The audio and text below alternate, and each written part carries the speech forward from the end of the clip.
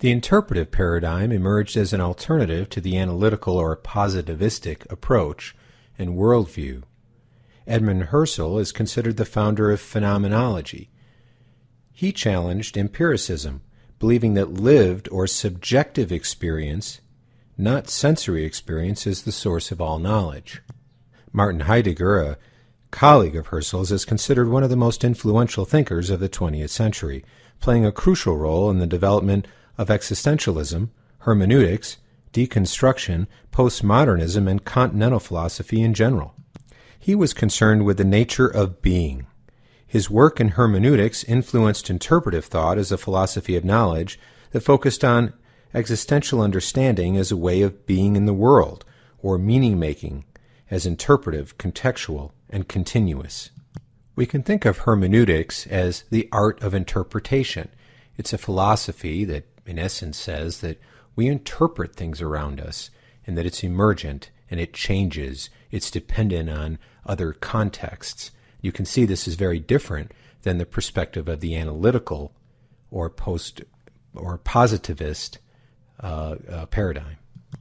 Herbert George Blumer was an American sociologist who believed that individuals create their own social reality through collective and individual action.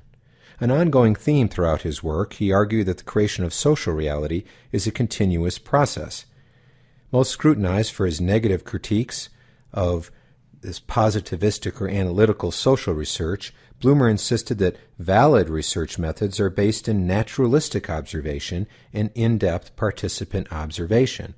So while the positivistic approach focuses on its strict methods to determine if what is there is real based on sensory observation, Blumer's perspective was very different. It was naturalistic observation and in-depth participant observation. So it's what you're seeing and understanding and interpreting along the way.